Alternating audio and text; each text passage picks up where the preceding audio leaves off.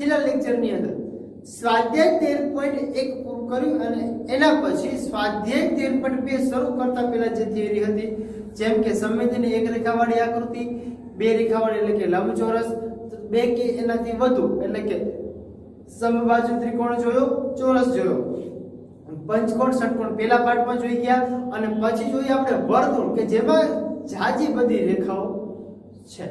બરાબર. હવે શરૂઆત કરવાનું છે સ્વાધ્યાય 13.2. 13.2 માં આપણને એવું કંઈક આપેલું છે કે એમાં આકૃતિઓ આપેલી છે અને કેટલી સમમિતિની રેખા છે એ આપણે નક્કી કરવાનું છે. બરાબર. તો આપણે આકૃતિ જોતા જઈએ અને લખતા જઈએ કે કેટલી કેટલી સમમિતિની રેખાઓ આપણને જોવા મળે છે. ચલો સ્વાધ્યાય 13.1 ની શરૂઆત કરીએ. બરાબર. સોરી 13.1 ને 13.2 ની શરૂઆત કરવાની છે આપણે. બરાબર. તો ચલો લખીએ સ્વાધ્યાય 13.2. એમાં પહેલો જ પ્રશ્ન એવો છે, નીચેના દરેક આકાર માટે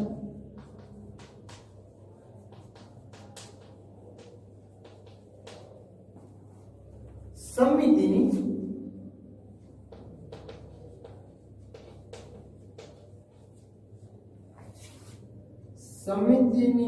રેખાઓની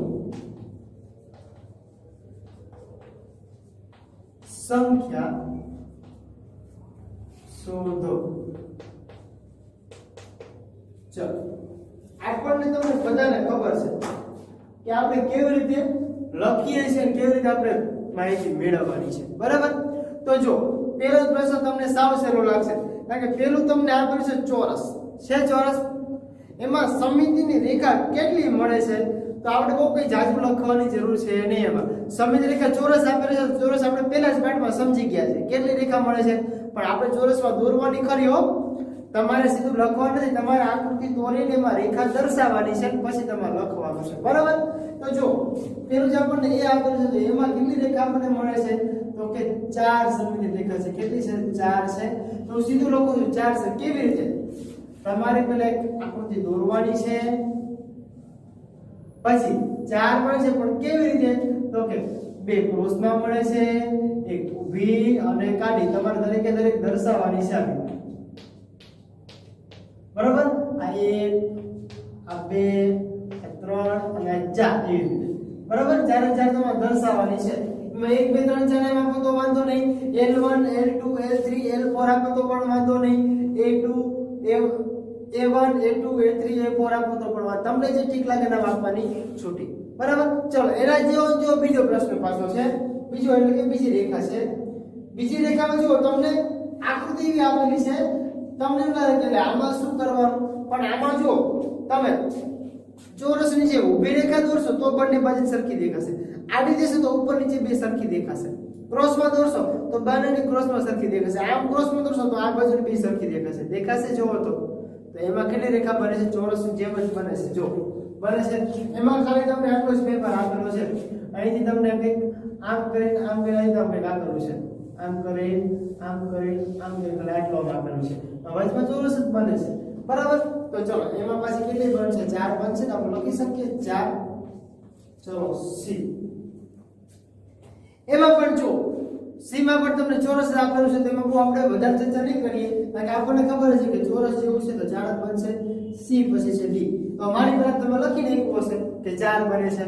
હવે જો એના પછીની વાત કરીએ, ડી આપેલું છે તો ડી માં જોકર જેવું તમને આકૃતિ આપેલું છે.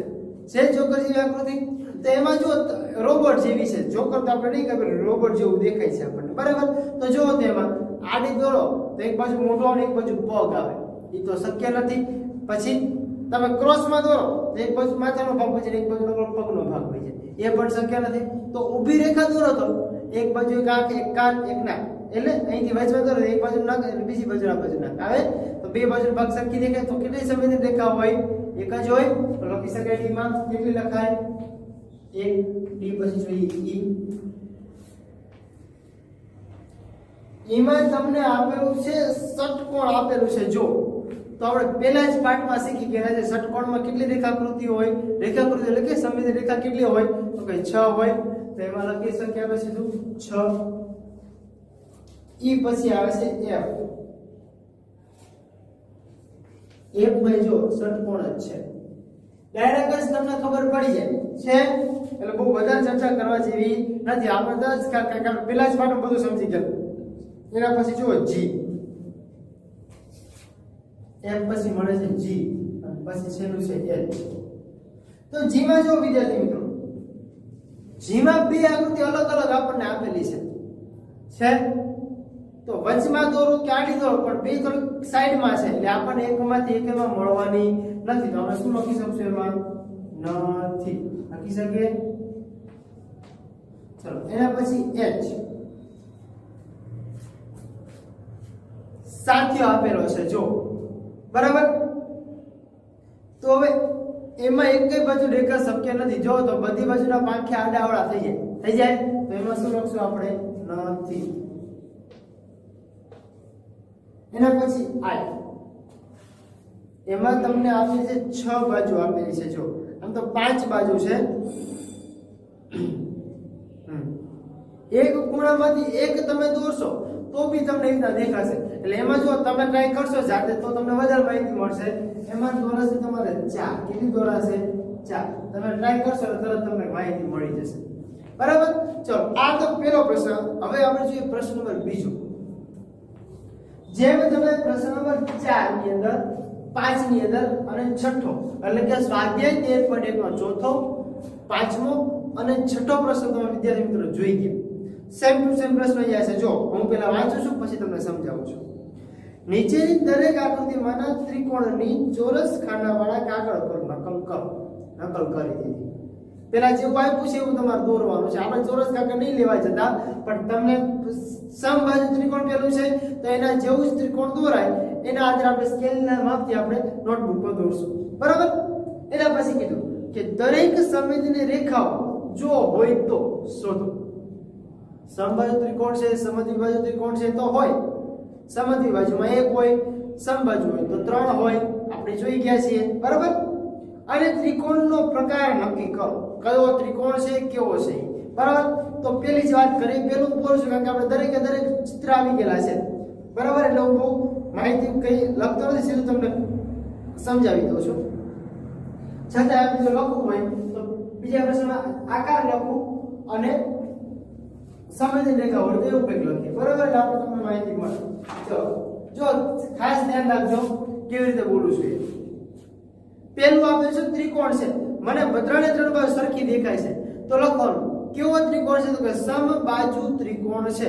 કેવો ત્રિકોણ છે? સમબાજુ. 3 સમમિતિ રેખા થાય તો 3 સમમિતિ રેખા આપણે દર્શાવવાની. ક્લિયર? એના પછી બીજા મને બે બાજુ સરખી દેખાય છે, પાયાનો ભાગ અલગ છે, બરાબર. તો સમદ્વિબાજુ ત્રિકોણ છે કેટલા થાય તો કે એક જ સમમિતિ રેખા થાય તો આપણે દોરવાની છે.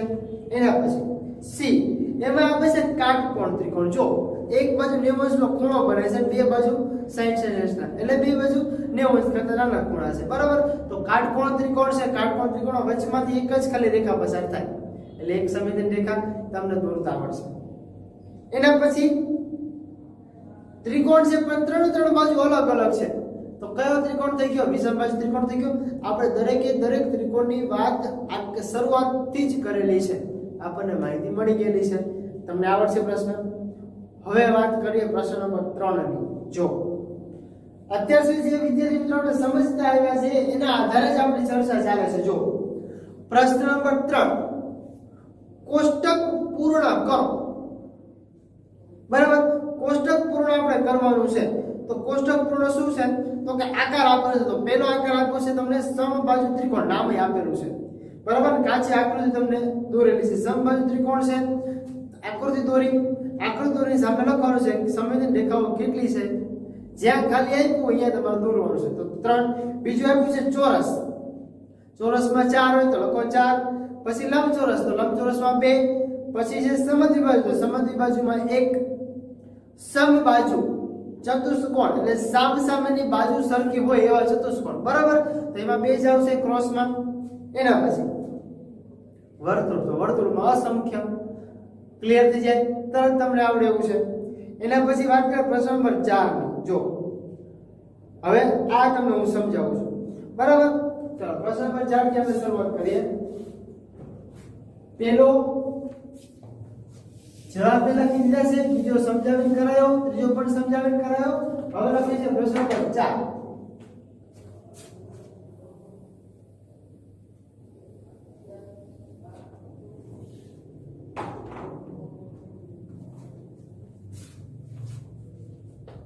ચાલો એમાં આપણે તમે એવો ત્રિકોણ દોરી શકો કે જેને તમે એવો ત્રિકોણ દોરી શકો કે જેને પછી આપણે એમ છે એ કર્યું એક સમિતિની રેખા હોય, એક સમિતિની રેખા હોય. એવો કયો આકાર છે કે જેને એક જ સમિતિની રેખા હોય એ તમે દોરી શકો?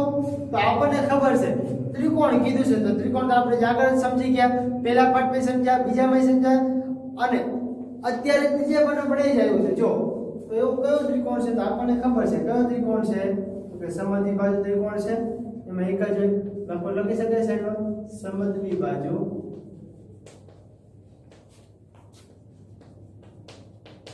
ત્રિકોણ. ક્યાંથી દોરાય છે? તો કે વચમાંથી તમે સમિતિની રેખા દોરી શકો છો. થઈ ગયું ક્લિયર? એના પછી વાત કરીએ બી. જો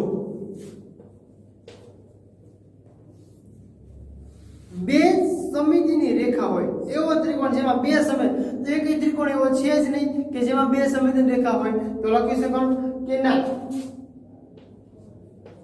ન સીધું ટૂંકું અને શોર્ટ ન, બે સમિતિની રેખા ન.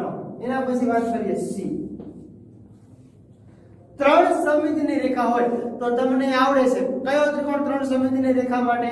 તો કે સમબાજુ ત્રિકોણ. આકૃતિ દોરતા તમને બધાને આવડે છે.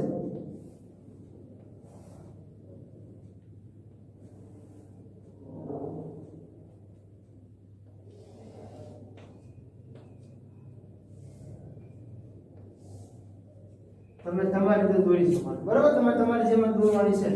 મારે થોડું કાઢવું થશે સ્કેલના ઉપયોગ વગર દોરું છું એટલા માટે, બરાબર? ચાલો એના પછી ડી.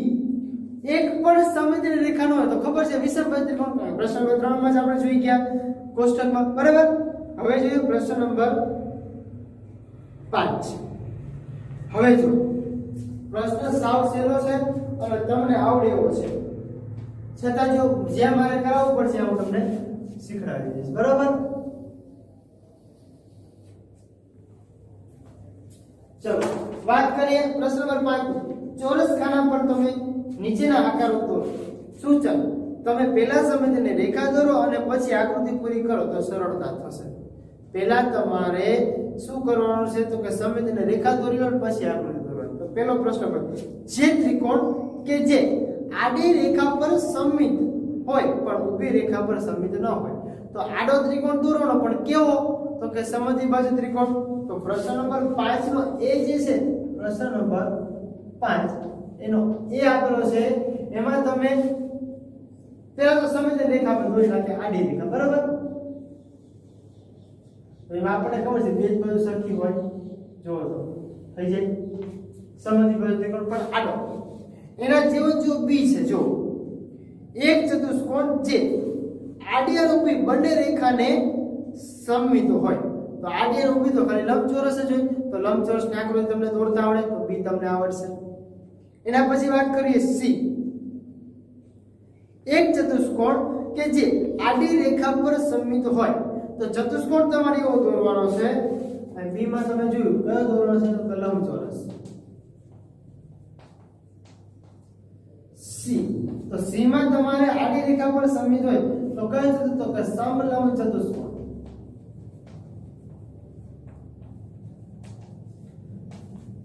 કેવી રીતે આકૃતિ છે સમય ચતુષ્કોણ? તો કે જો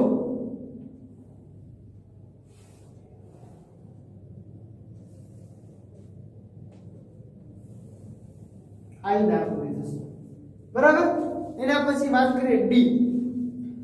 એક ષટકોણ કે જે ને બરાબર બે સમિતિની રેખા, ષટકોણ એવી રીતે દોરો છે ને બે સમિતિ, તો બે ખૂણામાંથી દોરશો અને કામ દોરશો તો પણ થઈ જશે. તો તમને ષટકોણ ખબર છે કેવી રીતે દોરવાનું છે. પછી ષટકોણ કે જેને 6 સમિતિ રેખા હોય તો એ પણ તમને બેની માહિતી બરાબર મળે. ષટકોણમાં તમને બંને રીતે આવડે છે, બરાબર. એટલે પ્રશ્ન નંબર 5 અહીંયા પૂરો.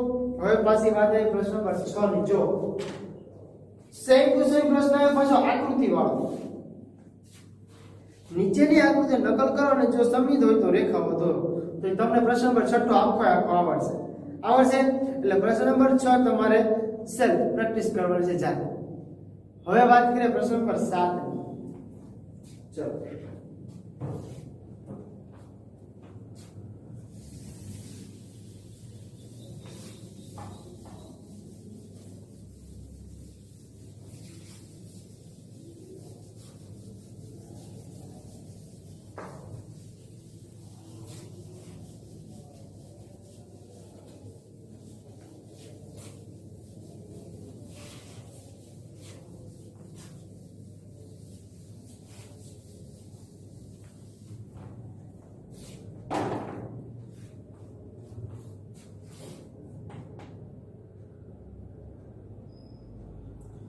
પ્રશ્ન નંબર 7 નો એક કે છે અંગ્રેજી મૂળાક્ષરો A થી Z લઈ લો પહેલા અને તેમાંના એવા મૂળાક્ષરોની યાદી બનાવો કે જેમાં એ આપેલો છે સમિતિની રેખા ઊભી હોય અને દાખલા તરીકે એ તમને આપેલો છે.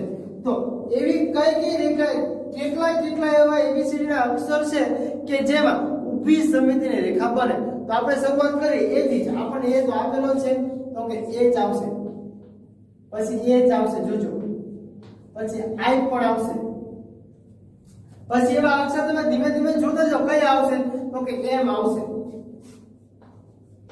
O આવશે, પછી તો કે હજી વિચાર તો કે T U પછી V આવશે તો લખી શકાય D U V પછી X પણ આવશે. હવે બીજો કઈ આવે છે જેમાં ઊભી સમિતિની રેખા હોય તો કે Y આવશે. જો Y થઈ ગયો. હવે તમને પાછો બીજો પ્રશ્ન એના જેવો જો પછી જો B સમિતિની રેખા આડી હોય દાખલા તરીકે B. તમને પેલા B તો આપી દીધો છે, આપણે B તો લખી રાખીએ તો B પછી C આવશે, D આવશે, E આવે, પછી F નહીં આવે, H A B C D E F G આવશે, G નહીં આવે, H તો H માં આડી હોય H, પછી I તો I માં હોય, પછી J નહીં, K તો K માં હોય, L નહીં, F નહીં, N નહીં, O માં હોય. અહીંયા દરેક અક્ષર જોતો જાવ તો પછી છે ને X માં પણ તમને આડી મળે. એના જેવો પ્રશ્ન પાછો તમને આપેલો છે C સમિતિની રેખા ન હોય દાખલા તરીકે Q. તો આપણે Q તો પેલા લઈ લઈએ Q. એની સિવાયનો તો કે F નો હોય, પછી વાત કરો તો કે G નો હોય, J નો હોય, L નો હોય, પછી એની આગળ વાત તો N પણ નો હોય, P ન હોય, Q તો ઉપર આવી ગયો છે, પછી R, પછી S, પછી Z. આવા બધા અક્ષરો જે છે વિદ્યાર્થી મિત્રો એમાં આપણને સમિતિની રેખા મળતી નથી, બરાબર.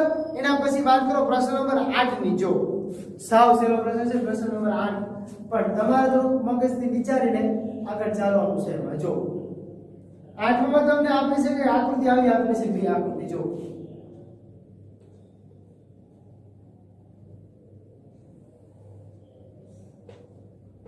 તૂટક રેખા દોરેલી છે અને એના પર તમને કઈક આવી આકૃતિ આપેલી છે. જો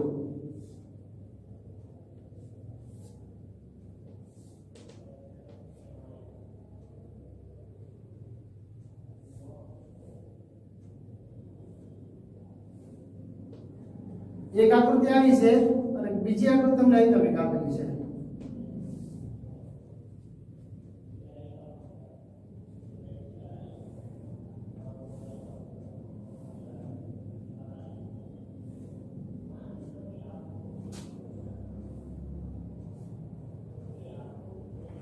હવે સૂચના સાંભળો.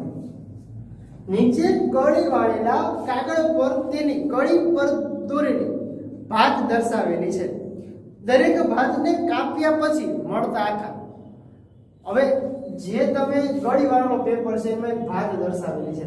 આ પેપર બે વાળી નાખેલો છે બરાબર. એમાં તમને આ ડિઝાઇન આપી એક બાજુનો આકાર દોરેલો છે. તો હવે તમે એને આકારમાં કાપી નાખો અને પછી તમે ખોલી નાખો તો આખે આખો આકાર કેવો બનશે તો જુઓ તો અહીંયા આપણને ખબર છે સમમિતિ રેખા દ્વારા ઉપયોગ કરી શકે. આ આકાર જેવો આપણો બને છે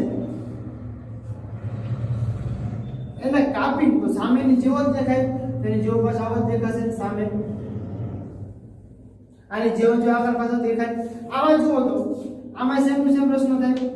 આમાં જો તમને આવો આકાર દેખાય છે તેની સામે તમે કાપેલો આકાર દર્શાવો અને જેવો જેવો આકાર દેખાય આપણે બે સરખું કરવાનું છે. દેખાય જેવો જેવો આકાર આમાં કઈ જ અઘરું નથી. લો છે સાવ સહેલું, એકદમ ઈઝી અને એકદમ સહેલું બરાબર. ચાલો એના પછી પ્રશ્ન આવે છે. આટલો પ્રશ્ન ક્લિયર થયો આપણો. હવે વિદ્યાર્થી મિત્રો આવે છે સ્વાધ્યાય 13.13. એમાં ખાલી 3 જ પ્રશ્નોનો સમાવેશ થાય છે જે દરેકે તમને આવડેલા પ્રશ્નો છે એકદમ સહેલો. પણ છતાં આપણે વાત કરીએ. પરાવર્તન અને સમમિતિ. હવે જો ધ્યાન રાખો 13.3 શરૂ કરતા પહેલા જે આપણને મળે છે પરાવર્તન અને સમમિતિ, આપણને શું કહેવા માંગે છે તો કે પરાવર્તન એટલે આપણું જે પ્રતિબિંબ આપણને દર્શાવે છે. સમમિતિ એટલે જેનો વચ્ચેનો અનુસાર જેવો ભાગ છે બરાબર. તમે આ બાજુ જેવા દેખાવ છો એવા જ ઓલી બાજુ દેખાવ છો. તમારા જે સમમિતિ રેખા તમે દર્શાવો છો એ તો સામે સમમિતિ રેખા દર્શાવાય બરાબર. એક ચોરસ છે તો ચોરસમાં આડી ઊભી અને બે ક્રોસમાં દર્શાવો છો. અહીંયા વસ્તુ મૂકું છું સામે પણ એ વસ્તુ દેખાવ. તો પરાવર્તન એટલે સામેની વસ્તુ અને એની ઓરિજિનલ વસ્તુ જેવું દેખાય છે એવું દેખાવું જોઈએ. સામે તો તમે સમજો છો બરાબર. તો એવી જ કંઈક આકૃતિઓ આપણને સ્વાધ્યાય 13.3 ની અંદર આપે છે બરાબર. પણ સાવ સહેલું અને સાવ ઈઝી છે. કેવી રીતે છે હવે આપણે સમજવાનો પ્રયત્ન કરીએ થોડો બરાબર. એટલે આપણે તરત માહિતી મળી જાય કે આપણે શું કરવાનું છે શું નથી કરવાનું બરાબર. તો ચાલો જોઈએ સ્વાધ્યાય 13.3.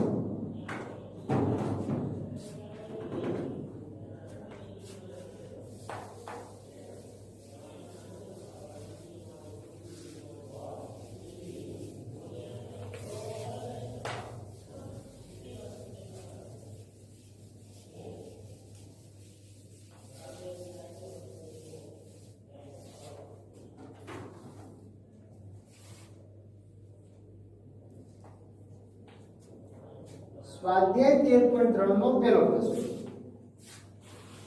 હવે જો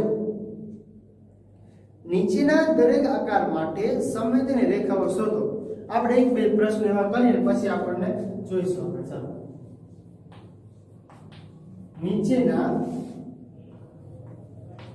દરેક આકાર માટે સમમિતિની રેખાઓ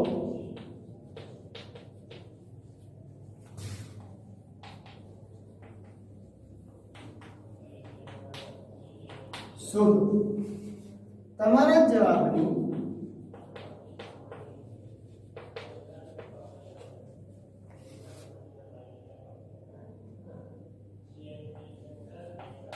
ચકાસણી કેવી રીતે કરશો? આપણને જો પેલી આકૃતિ આવી આપે છે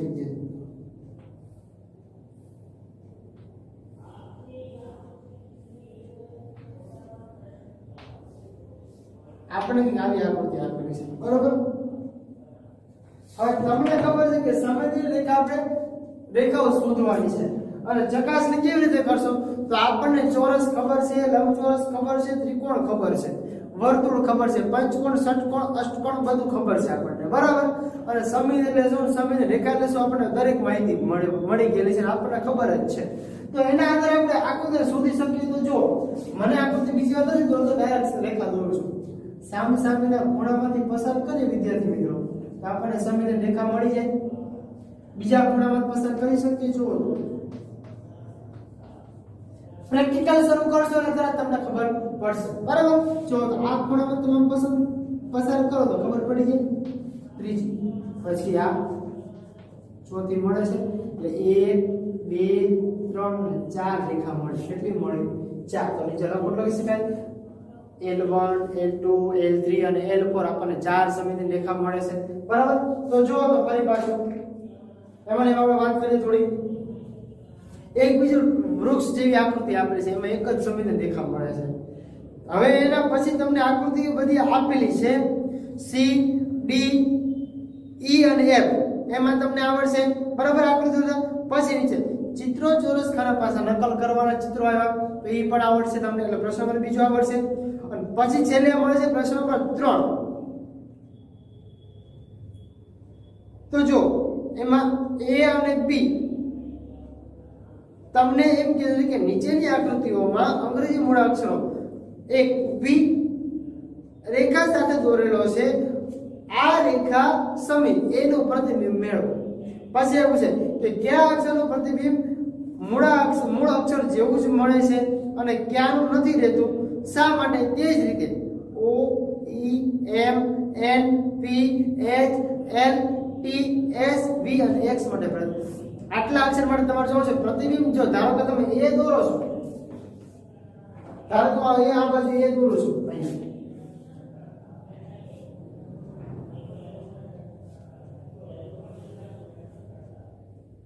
આ બાજુ મેં A દોર્યો, બરાબર. તો અહીંયા સામે ઉભા છો, અહીંયા